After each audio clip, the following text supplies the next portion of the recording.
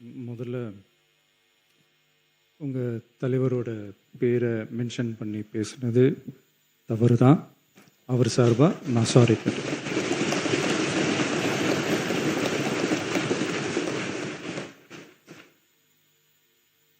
மாண்புமிகு பேரவைத் தலைவர் அவர்களே, தமிழக மக்கள் நம் உயிர் என்றால் தமிழக விவசாயிகள் நம்ம உயிர் நாடி. உலகில் ஜாதி, மதம், இனம், மொழி என அனைத்து வேறுபாடுகளுக்கும் அப்பாற்பட்டு நடைபெறும் தொழில் என்றால் அது விவசாய தொழில் மட்டுமே. உலகின் ஒரு மூலையில் உற்பத்தி செய்யப்படும் விவசாய பொருட்கள் உலகின் மற்றொரு மூலையில் உள்ள மக்களின் உணவு தேவையை பூர்த்தி செய்கிறது. எந்த நாடு உழவு தொழிலை மதித்து விவசாயிகளுக்கு உரிய பாதுகாப்பையும் ஆதரவையும் வழங்குகிறதோ அந்த நாட்டில்தான் மக்கள் வளமாகவும் மகிழ்ச்சியாகவும் வாழ முடியும். தமிழக வெற்றிக் கழக அரசு பல்வேறு நிதி நெருக்கடிகளின் மத்தியில் ஆட்சி பொறுப்பேற்றாலும் பதவியேற்ற 15 நாட்களுக்குள் விவசாயிகளின் கடன் சுமையை குறைக்க கடந்த 25/5/2026 அன்று குறு சிறு மற்றும் இதர விவசாயிகள் பெற்றிருந்த பயிர்க்கடனில் 50,000 ரூபாய் வரையிலான கடன்களை முழுமையாக தள்ளுபடி செய்ய ஆணை பிறப்பிக்கப்பட்டது.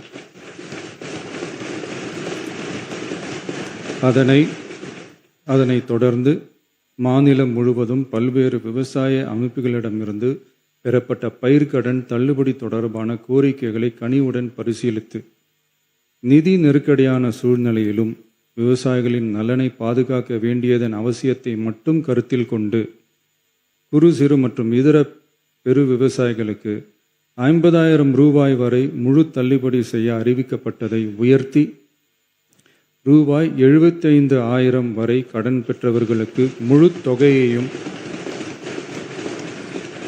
ரூபாய் 75,000க்கும் மேல் கடன் பெற்றவர்களுக்கு ரூபாய் 35,000 தள்ளுபடி செய்ய அறிவிக்கப்பட்டு அதன் மூலம் 14.44 லட்சம் விவசாயிகளுக்கு ரூபாய் 5,932.23 கோடி அளவிலான கூட்டுறவு பயிர்க்கடன் தள்ளுபடி செய்து 19/6/26 அன்று ஆணையிடப்பட்டது.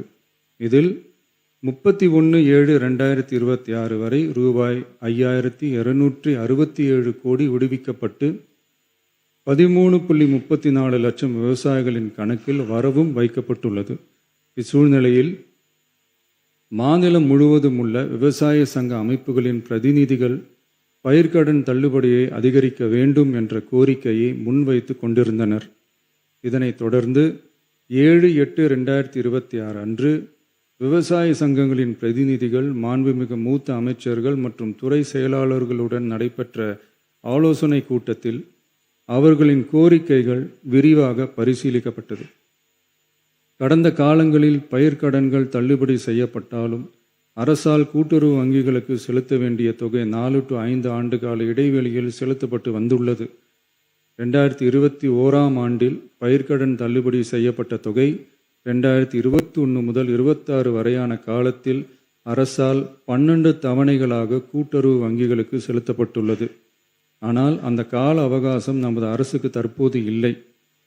இந்திய ரிசர்வ் வங்கியின் 28/11/2025 தேதியிட்ட கடிதத்தில் அரசு கடன் தள்ளுபடி திட்டங்களுக்கான செயல்பாட்டு நடைமுறைகளின்படி பயிர்க்கடன் தள்ளுபடிக்கான முழு தொகையையும் அரசானது 45 முதல் 60 நாட்களுக்குள் கூட்டுறவு வங்கிகளுக்கு முழுமையாக செலுத்த வேண்டும் என்ற வழிமுறை நடைமுறையில் வந்துள்ளது.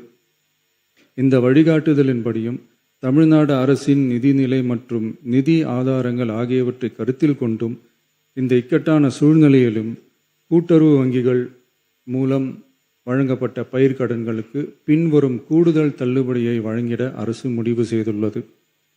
75,000 ரூபாய் வரை பெற்றுள்ள பயிர்க்கடன்கள் 100% முழுமையாகவும், 75,000 ரூபாய் முதல் 1 லட்சம் ரூபாய் வரை பெற்றுள்ள பயிர்க்கடன்களுக்கு அதிகபட்சமாக 75,000 ரூபாய் வரையும், 1 லட்சம் ரூபாய்க்கு மேல் பெற்றுள்ள பயிர்க்கடன்களுக்கு அதிகபட்சமாக 35,000 ரூபாய் வரையும் தள்ளுபடி வழங்கப்படும். இதன் மூலம் 75,000 ரூபாய் முதல் 1 லட்சம் ரூபாய் வரை பயிர்க்கடன் பெற்றுள்ள 2,38,264 விவசாயிகளுக்கு தலா 75,000 ரூபாய் வரை தள்ளுபடி வழங்கப்படும்.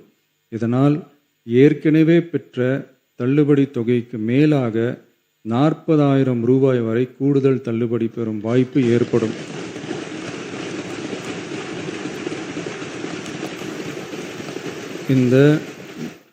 இந்த கூடுதல் பயிர்க்கடன் தள்ளுபடியால் அரசுக்கு சுமார் ரூபாய் 953.06 கோடி கூடுதல் நிதிச்சுமை ஏற்படும். இருந்தாலும் தமிழக விவசாயிகளின் நலனில்தான் நமது நலன் உள்ளது என்று கருதி சுமார்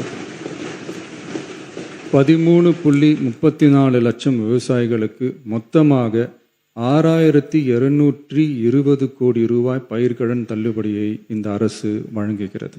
நன்றி.